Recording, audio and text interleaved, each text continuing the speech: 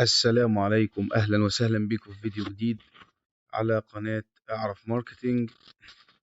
فيديو النهاردة إن شاء الله هنتكلم عن الدروب شيبينج أو يعني إيه دروب شيبينج. لو حضرتك عايز تبدأ في مجال التسويق بالعمولة أو مجال الدروب شيبينج ومش عارف تبدأ إزاي، يا ريت ما تنساش اللايك والاشتراك في القناة عشان يوصلك كل جديد وتستفاد مننا. نبدأ. ببساطة كده، هو يعني إيه دروب شيبينج؟ الدروب شيبينج هو إنك بتفتح متجر أونلاين وتعرض منتجات للبيع، لكن المنتج مش بيكون عندك في المخزن.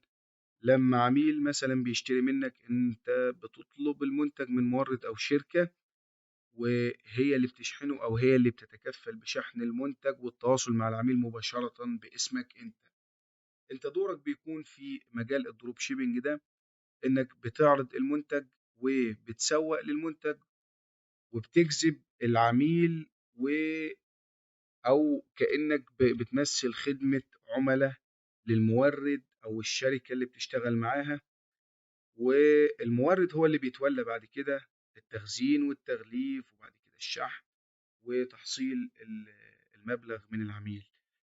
مثال مثلا بسيط، يعني خلينا نقول لو مثلا لقيت منتج عند مورد سعره $5، وانت جيت عرضته على متجرك، في متجر او في متجرك بسعر مثلا $12، والعميل جه اشترى منك، انت بتاخد فلوس من العميل $12، بس بتطلب المنتج من المورد بسعر $5. يعني $7 دي ربحك انت. المورد بيشحن للعميل وبياخد سعر المنتج الأصلي اللي هو $5، والفرق $7 دي بتنزل في حسابك، أو دي بتكون عمولتك انت، أو ربحك انت قبل مصاريف الإعلانات. طيب ازاي ابدا في مجال الدروب شيبينج او خطوات الدروب شيبينج من البدايه؟ رقم واحد، انك بتختار المنتج الصح او بتختار منتج مناسب. ازاي؟ انك بتختار منتج يكون عليه طلب او منتج بيحل مشكله، وسبق وشرحنا في الفيديوهات اللي فاتت ازاي تختار المنتج بتاعك اللي يحل مشكله للعميل ويكون عليه طلب في السوق. او بتختار منتج يكون سعره مناسب، يعني يكون سعره في متناول الإيد، ومنتج يكون مش متوفر بسهولة في السوق المحلي، أو منتج مش أي حد يكون بيبيعه، لأن المنتج لما بيكون كتير في السوق الطلب بيكون عليه قليل. أو لما المنتج بيكون قليل في السوق الطلب بيكون عليه كتير، لأن دي حاجة السوق متعطش ليها، فبيبقى عليها طلب وعليها استهلاك وهي مش متوفرة. رقم اتنين، انك بتختار مورد للمنتج، يعني مثلا زي علي اكسبريس او زندروب او سبيكت، او مثلا منصة تاجر، وكتير من المنصات، وبرضه شرحناها وسبق شرحها في فيديوهات موجودة، هتلاقيها موجودة على القناة. انك بتتأكد من تقييمات المورد او سرعة شحن المورد والجودة بتاعة المنتج، يعني بتتأكد من تقييمات المنتج، هل المنتج ده عليه مشاكل، هل المنتج ده معلوش مشاكل. تقييمه مهم جدا. قبل ما تعمل عنه إعلانات أو قبل ما تسوق المنتج لازم يكون تقييم المنتج يكون تقييم عالي. وتتأكد من سرعة الشحن بتاعة المورد، يعني مثلا لو العميل طلب النهاردة والمنتج هيجيله بعد اسبوع، غير لما العميل يطلب النهارده والمنتج يجيله بكره، لان العميل لما بيطلب المنتج فاكيد هو محتاج للمنتج ده في اسرع وقت.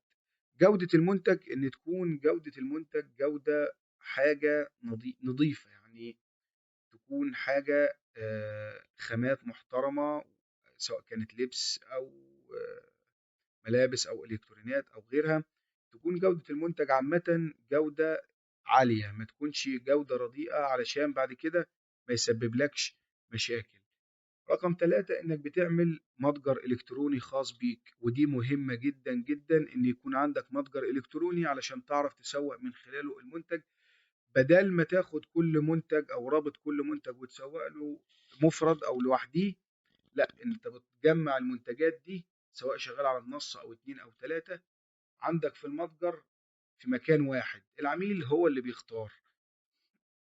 وإن شاء الله في فيديو هينزل على القناة إزاي تعمل متجر إلكتروني مجاني مدى الحياة، ومش بزيرو تكلفة، مش هتدفع فيه أي فلوس. ولو عايز برضو منصات مدفوعة أو آه، مواقع بتقدم خدمة أو استضافة الدومين، هينزل إن شاء الله برضو شرح على القناة إزاي تشتري الدومين نيم بتاع المتجر بتاعك. طيب مثال على المنصات اللي بتعمل متاجر أو تقدر تستخدم من خلالها المتاجر، زي مثلا أو الأشهر من منصة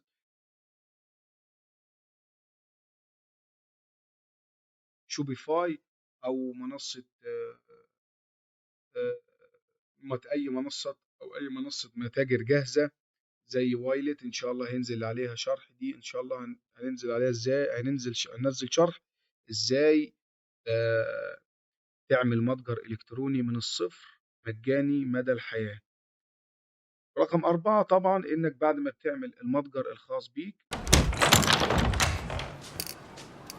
جاهز يا صاحبي نزود سطر جديد في كتب التاريخ؟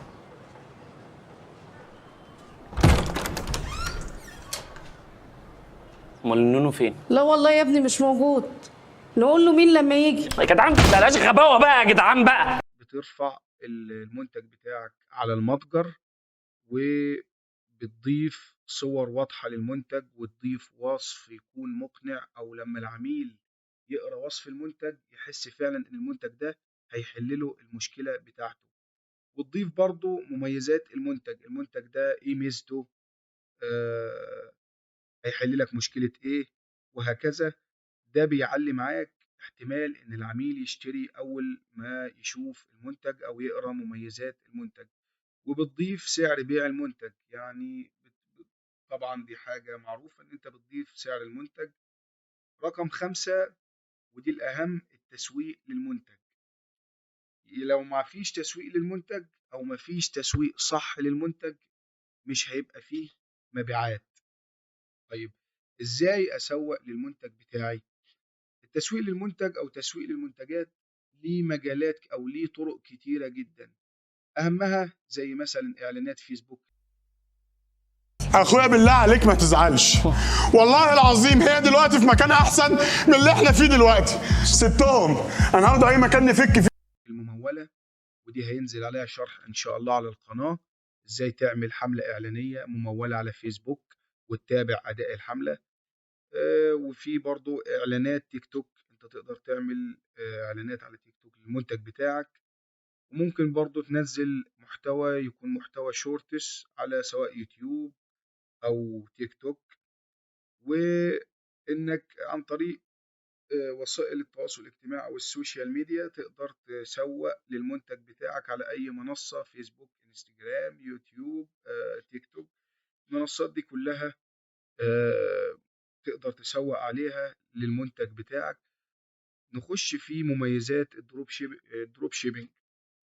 طيب إيه مميزات الدروب شيبينج؟ أولا كده إنك ما بتحتاجش رأس مال كبير، أو ممكن تبدأ بصفر رأس مال.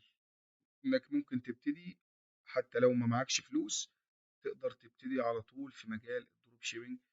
تاني حاجة ودي ميزة بصراحة، إنك ما بتشيلش هم أو مكان للمخزون، أو مخزون المنتج. يعني إنك ما مش محتاج عندك مخزن تحط المنتج فيه علشان تسوق بعد كده تبيع، ما بتشيلش هم التخزين. طيب تقدر تبدأ برضو من البيت، دي ميزة برضو والكل بيدور على الميزة دي، إنك ممكن تقدر تبدأ من البيت في مجال الدروب شيبينج. طيب مخاطره برضو أقل من التجارة التقليدية.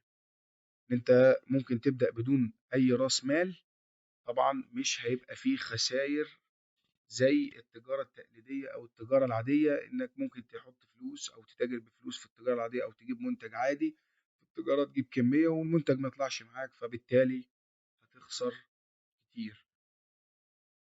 برضو من مميزات الدروب شيبينج إنك سهل تجرب منتجات كتير، مش شرط تجرب منتج واحد.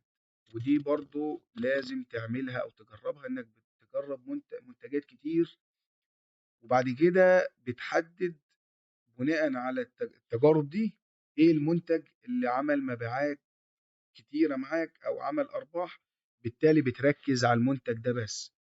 طيب اكيد زي او اي مجال زي ما ليه عيوب او زي ما ليه مميزات، برضه لازم يبقى ليه عيوب. اول عيب معانا في الدروب شيبينج ان ممكن يكون وقت الشحن طويل، يعني ممكن يحصل مشكلة في الشحن، المنتج تحصل مشكلة مع المورد، وارد جدا، فالشحن ممكن يكون طويل. في بعض الأحيان برضو بيكون هامش الربح قليل، يعني ممكن ما تعملش أرباح كتيرة من مجال الدروب شيبينج، والمنافسة فيه برضو عالية. ده عيب من ضمن العيوب اللي فيه، منافسة عالية لأنه سهل أو مجال من المجالات السهلة اللي تقدر تبتدي فيها بدون أي رأس مال. في برضو مشكلة بتواجه بعض المسوقين، وهي جودة المنتج من المورد. يعني ممكن مورد يبقى حاطط في الصورة جودة معينة، والجودة اللي بتوصل للعميل أقل من الجودة الموجودة في الصورة. ده برضو عيب، ودي مشكلة كبيرة جدا. العيب برضو اللي معانا والأخير اللي هو إنك بتحتاج تتعلم إعلانات وتسويق، وده بياخد منك وقت طويل شوية. بس أنا مش شايفه عيب أوي بصراحة، لأن أنت هتتعلم تسويق وهتتعلم إعلانات، فدي حاجة هتفيدك أنت بعد كده، ومش هتأثر عليك في أي حاجة. إنما أنت لو مستعجل على النتائج ومستعجل على الأرباح، أنصحك ما تخشش في المجال ده، لأن أي مجال محتاج الصبر. هتصبر في أي مجال وهتديه حقه، سواء في الشغل أو في الدراسة، هتاخد منه نتائج إن شاء الله. نصائح أو بقى نصائح مهمة جدا في مجال الدروب شيبينج. رقم واحد، إنك ما تجربش منتج واحد بس. سبق وقلت لحضرتك إن أنت تجرب منتجات كتير، لازم تختبر أكتر من منتج وتعرف السوق محتاج إيه، أو المنتج اللي هيحقق معاك مبيعات. بعد كده تركز على المنتج. رقم اتنين، إنك تهتم بالصور والفيديوهات. لازم تهتم بجودة الصور وشكل الصور والفيديوهات أو المراجعات اللي معمولة على المنتج. رقم ثلاثة، إنك تعمل صفحة للمنتج ده تكون قوية، سواء على فيسبوك أو انستجرام. تعمل صفحة تكون قوية تشد العميل أول ما يشوف صفحتك، إن هو يخش يشوف المنتج، أو يشوف أنت بتعرض منتج إيه أو بتقدم خدمة إيه. رقم أربعة، إنك تراقب أرقام الإعلانات بتاعتك. ضروري جدا إنك تراقب أرقام الإعلانات وتشوف الإعلانات بتاعتك ماشية بشكل سليم ولا في مشاكل، علشان بعد كده تحدد المشاكل وتعالجها، فيزيد معاك المبيعات أو يزيد معاك جودة الإعلانات.